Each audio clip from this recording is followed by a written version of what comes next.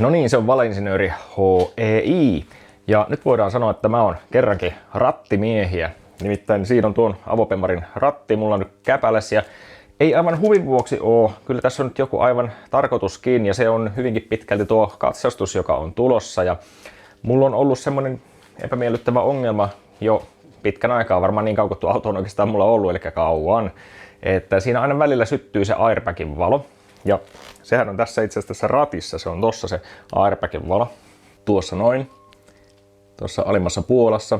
Ja sen takia, että se on tässä ratissa, niin joskus on käynyt niinkin, että katsastuksessa on sanottu, että sulla ei airbagin valo syty ollenkaan, koska ei ole huomattu, että se on tässä, kun se on niin erikoisessa paikkaa. Mutta se on tietysti ongelma, että kun se aina välillä syttyy, aika sillä satunnaisesti ja välillä sitten taas voi pitkäänkin olla, että se ei haittaa niin kuin ollenkaan. Niin, jos se syttyy just katsastuksessa, niin se on vähän kurja, ettei mene auto läpi. Mutta on siinä tietysti sekin huono puoli, että jos se ei pelaa silloin, kun mä törmään tuolla johonkin, niin sekin saattaa sitten harmittaa ehkä jopa vähän enemmänkin. Toki voi lohduttautua sillä, että tässä autossa ei varmaan vuonna 1994 tehtaalta ole ehkä edes ollut airbagia, mutta nyt siinä on. Ja tähänkin liittyy joku jännä juttu, mikä mä tuossa äsken löysin. Ja se päkihän nyt näyttää tuolta sitten, kun se on tuossa ratissa kiinni. Eli se on tämä keskiosa tässä näin. Ja tietysti kun rupesin tätä purkamaan, niin se lähti siitä, että täältä taustapuolelta niin tuolta auki nuo 3 pulttia sitten, niin silloin tämä päkiosa tästä irtoaa näin. Noin. Ja itse tuo rattihan nyt tapaa olla yhdellä isolla pultilla kiinni, niin kuin tässäkin tapauksessa se on tuolta nypätty pois. Silloin tietysti tänne kabiiniin on tullut vähän lisää tilaa. Tuosta on napattu jotakin irti. Tuossa on itse asiassa toi pultti, joka sitten on tuossa keskellä. Ennen kuin ehditte kysyä, niin mä voin kertoa, että joo, tein silleen tyhmästi, että otin sen ratin irti siitä ennen kuin niin merkkasin sitä, mitenkä se siinä on. Että kun nuo ratin poorit on aika tiheät tuossa, niin se ei tietysti ihan niin kuin tuurilla ehkä meidän oikeaan asentoon nyt sitten. Niin, mä joudun sitten vähän testailemaan ehkä, että mä saan pyörät suoraan sitten, kun tämä kasataan tästä.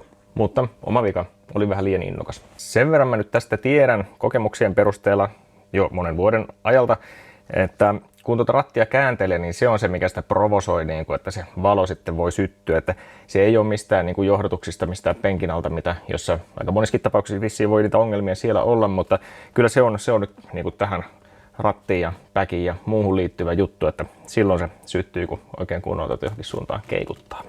Eli mikä nyt on se mekanismi sitten, millä välittyy sitten se päkin status tuonne niin kuin pitemmälle autoon ja toisinpäin, niin se on sitten tämmönen.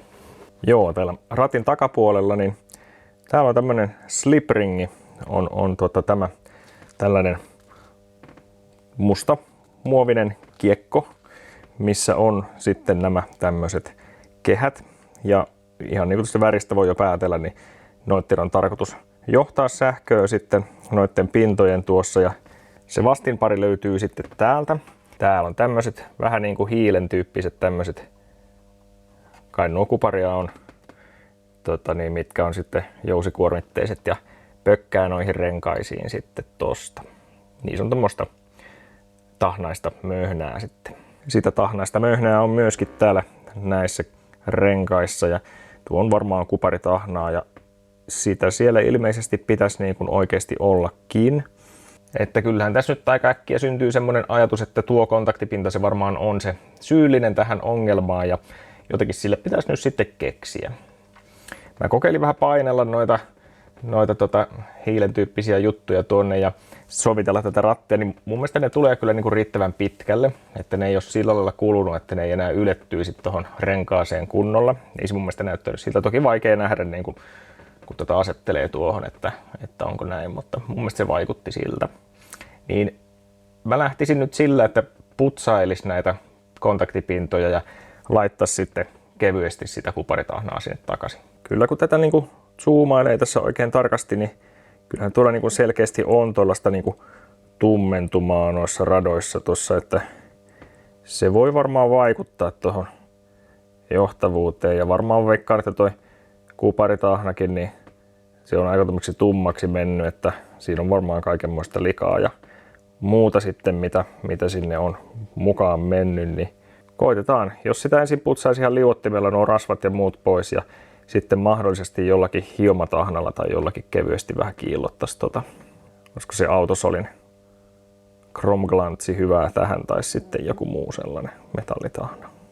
Tää ratti tosiaan niin kuin airbag-valoineen sun muinen, niin mä oon ymmärtänyt, että tää on aika harvinainen vissiin. Tätä aika vähän niin kuin näkyy ja googlaileekin tuolta, niin tosi harvakseltaan löytyy niin kuin kuvia tai juttuja tästä. Mutta nyt kun mä nyt aiheeseen liittyen tätä vähän nyt sitten tutkiskelin tuossa, niin ainakin jonkun foorumipostauksen löysin, missä sitten kommentoitiin, että tämän tilanne olisi se, että tähänkin autoon niin kuin vastaavaa, hyvin samannäköistä sitä kolmipuolista rattia on saanut ilman bagia niin kuin alun perin. Olisiko tässäkin kenties ehkä ollut semmoinen sitten silloin vuonna 1994. Mutta sitten olisi tullut myöhemmin niin kuin tarjolle tämmöinen bagillinen versio, niin kuin, jonka pystyy retrofittaamaan. Ja se voisi tietysti selittää, miksi tätä on niin vähän, jos ei tätä oikein ole hirveästi niin kuin uutena sitten tullut autoihin. Varmaan siellä on parempia tietejä, jotka voi nyt sitten kommentoida, että onko se nyt oikeasti näin, mitä tuolta luin. Mutta vähän on tuntunut tosiaan, että tämä on aika harvoin vastaan tuleva juttu. Ja sen puolesta puhuu myöskin semmoinen juttu kyllä, että jos katsotaan tätä itse bagia, niin täällä on vuosilukema. Siis ainakin me oletan, että tuo vuosiluku 2004. Että olisiko tämä sen verran tuore kuitenkin tämä, että olisi vaan 22 vuotta vanha tässä kohtaa. Eli sillä lailla siinä olisi järki tosiaan, että tämä olisi sitten retrofitattu myöhemmin ja olisiko täältä sitten noinkin myöhään vielä ollut saatavilla tätä rattia niin, ja tätä bagia, niin en tiedä. Itse asiassa nyt kun katson mitä tuossa lukee, siinä on, että Modultausch bis spätestens, moduulin vaihto viimeistään 2004. Okei, ei se sitten ollutkaan ihan niin, mitä tuossa ajattelin, kun mä luen, että mitä täällä oikeasti lukee. Niin tarkoittaako, että tämä pitänyt vaihtaa 2004 viimeistään? No, ei ole vaihdettu. Eikä nyt kukaan oikeasti vaihda airbageja niin huvikseen vanhoihin autoihin. No, mutta kertokaa te siellä, kun varmaan tiedätte paremmin, että miten se nyt sitten näiden kanssa menee. Mutta jännä juttu kuitenkin. Mä nyt käytän tätä Bemaria mun työpöytänä tässä niin kuin mikäkin barbaari. Mutta elektroniikka cleaneria. Let's go. Sitten jotenkin pensselisetään sinne vähän kaveriksi tuosta, jos ne irtoisi paremmin.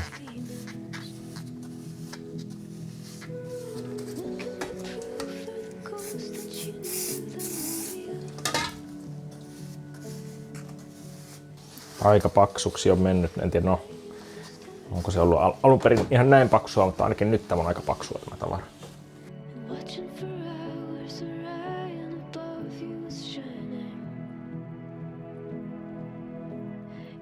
Kyllä toi paremmin irrottaa, kun sitä vähän harjaa.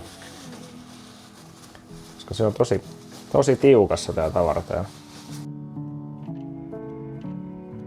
Ja alkaa mun mielestä paremmin myös näkyä tää kuluneisuus, kun saa tätä möhnää tästä pois, niin se erottuu ne kohdat, mitkä on tummunut ja mattaantunut. Talouspaperi nyt itsessäänkin on vähän semmoista hiovaa, mutta ei sitä ole tässä sillä haittaa ehkä. Voi ollaanpa hyötyä.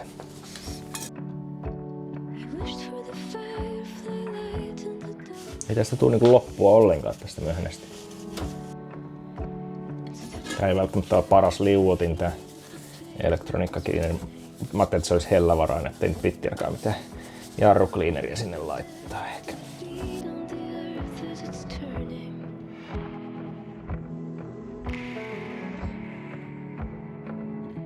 No niin, nyt se alkaa mun mielestä olla sellaisessa mallissa, että jatkotoimenpiteitä voi ruveta suunnittelemaan.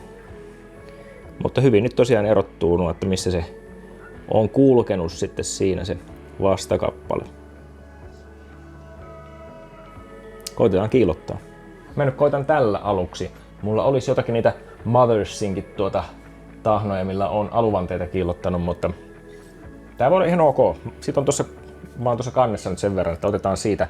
Mulla on tässä tämmösiä pehmeitä jotenkin liinoja, niin mä koitan niillä nyt sitten tosta.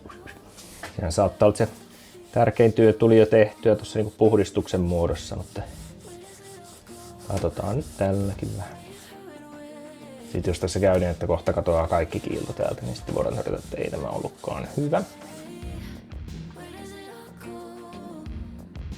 Lueskelin tuolta jotakin niin kuin slipringien kiillottamisesta, niin ei nyt siis pelkästään ratteihin, vaan niin kuin varmaan enemmän just niin kuin liittyen vaikka niin kuin latureihin ja kaiken maailman tämmöisiä turbiineihin, niin siinä oli, että niinku hyvin miedolla hiekkapaperillakin voisi niinku aloittaa sen homman, mutta mä luulen, että tää on nyt niin kuitenkin lähtökohta hyvä, että tää ei semmoista kaipaa, että ei tarvitse tasotella mitään, että tää on enemmän vaan tällaista kiillottelua. Mutta kyllä muuten alkaa kiiltää. Sanonpa vain, että alkaa muuten pikkuusen kiiltää komiasti jo tämän ensimmäisen kierroksen jälkeen.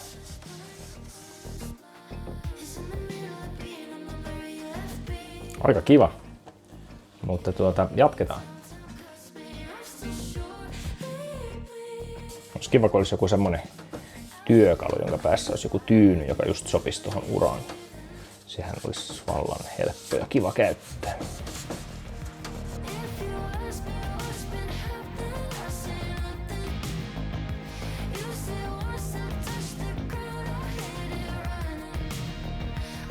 No niin, mä sanoisin, että eiköhän tuo alkaa olemaan. Ei vitti hieroa enempää, ettei ala menemään huonommaksi. Koska mun mielestä tästä tuli aika hyvä.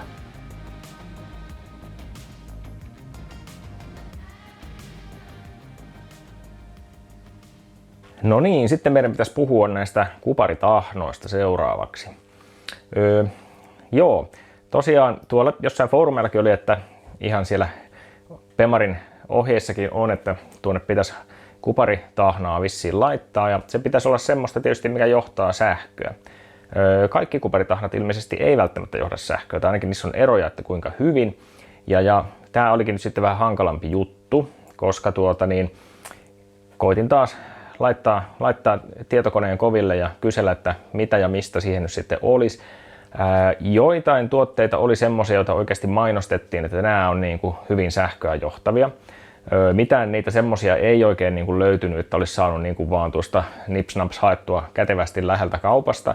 Ja nyt kun tuo ratti on tuossa irti ja näin, niin en mä nyt viitti kauhean kauan ruveta odottelemaan tässä. Mulla on täällä hyllyssä tämmöistä Wyrtin CU800 tahnaa. Tosi ristiriitaisia tietoja löytyi, kun mä koitin tästä niinku katsella, ja mun mielestä toi niinku tekoäly oli sitä mieltä, Googlen tekoäly, kun mä sinne hakuun kirjoittelin, että tää olisi johtavaa. Tää on muuten itse asiassa hyvä. Näitä voi markkinoida, jos se johtaa sähköä, niin se on silloin johtava tuote markkinoilla.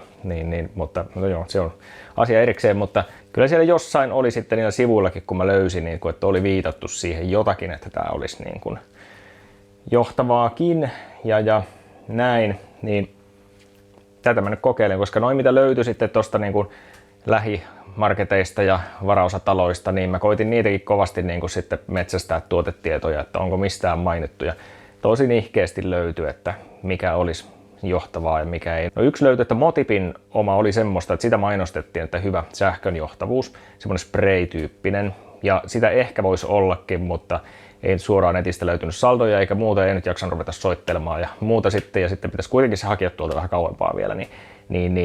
No, päädymme tähän ratkaisuun, että laitetaan tätä ja katsotaan miten käy. Hommahan voi tietysti tehdä aina uudestaankin sitten, jos haluaa. Tulee tietysti mieleen vielä se, että jos on oikein hyvin johtavaa tahnaa, niin sitä ei varmaan kannata niin kuin hirveästi saada menemään sitten niin kuin yli sillä niin kuin noiden ratojen, niin kuin, että ne kaksi rataa yhdistäisi niin kuin toisiinsa, niin ei kannata laittaa ehkä niin paljon. Hyvin kevyesti laitetaan. Mä aion käyttää tämmöistä korkean teknologian levitystapaa, eli sivellintä, huolimatta siitä, että se ala-asteen puukäsityöopettaja mulle aikanaan opetti sen, että sormi on paras mutlari, niin nyt kuitenkin poiketaan siitä totutusta linjasta. Tuolla heti yrittää mennä rajan yli. Olisikohan tuo nyt kuitenkin jo ihan semmoinen riittävä määrä. Ei ruveta sotkemaan sen enempää. Ai. Heti meni sotkemisen puolelle.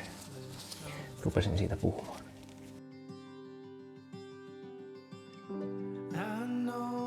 Tämä levittäminen nyt toisaalta niin tarkka olisi, kyllähän ne täällä leviää sitten, kun rattia kääntää. No niin. Toki tuon samanmoisen käsittelyn sai nuo vastakappaleet sitten kanssa. Tai no, paljon vähemmän näitä nyt tuli hierottua, mutta vähän putsasin ja laitoin tahnaa niihinkin. Koitetaan nyt tökätä se sinne sitten paikallensa ja se niinku silmällä näytti musta, että napsun vasemmalle olisi nuo renkaat niinku. Se olisi niinku noin ehkä. Tässä voisi tietysti koittaa vielä keskittää, että näyttääkö se järkevältä. Voisi olla kyllä vielä toisenkin napsun.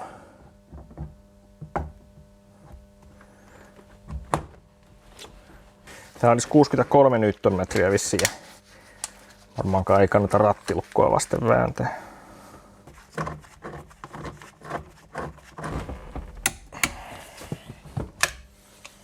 Menihän se. Joo, sanotaan, että tässä vaiheessa tietysti akunkenkä mulla on ollut koko ajan toki irti. Se nyt on selvä. Niin. Katsotaan kuinka käy. Oho.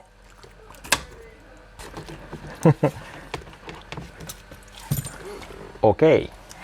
No niin, siinä saatiin ensimmäisen ratin asennuksen jälkeen pienet bonustööttäykset ja hetken aikaa piti kyllä ihmetellä, että mistähän juuri tämä nyt niin kuin johtuu ja mä sitä päkiä siinä irrottelin ja katselin, että mikä siellä nyt ottaa kiinni, että onko se jotenkin niin kuin liian syvällä siinä se päki, että miten se voi edes olla, että onko se vinossa, että joku siellä nyt ottaa niin kuin kiinni. Ja lopulta se selvisi, kun mä löysin tuolta lattialta sitten tällaisen pienen silikonirenkaan löysin.